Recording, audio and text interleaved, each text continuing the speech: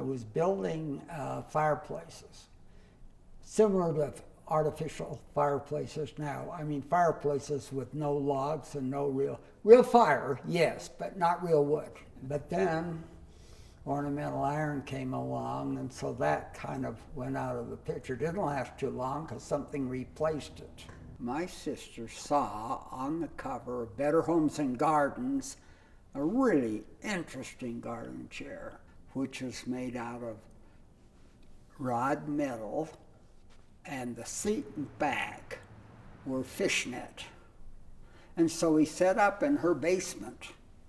And I went down to the junkyard and I got all the metal tables I needed to make my patterns. I mean, my little, where I could put it each time and clamp it down to weld it. And I made the chairs and the chaise and the tables and that type thing.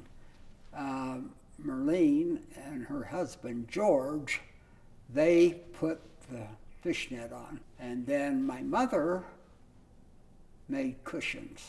Well, we did sell some, but not enough to be a business, you know. Well, what do? Well, we go to Los Angeles and we find what various contemporary furniture stores were doing. Nobody had anything like this in Salt Lake City. It was now Clark Leeming.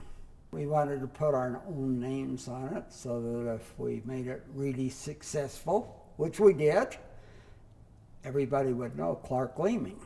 The concept was beautiful furniture, but with a designer that would come in and plan.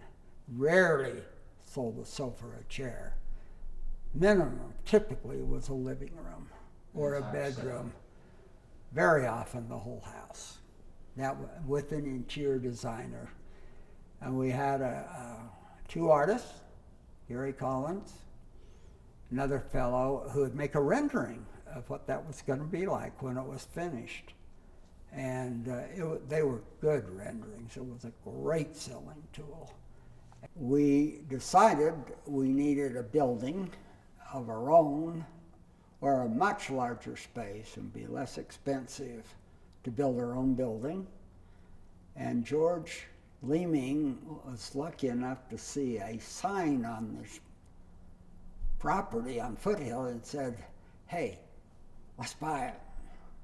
That's where we're going to put the new store. One was called Clark Leeming, and the other one in a separate building that adjoined, you could go from one to the other, was Clark Leeming Designs for Business. And that was anything commercial. And that first year in that new building, we did $2 million, which was absolutely unheard of. Why and how? Because we had contemporary furniture like nobody else had, architecturally designed and just kind of coming across America in a rage.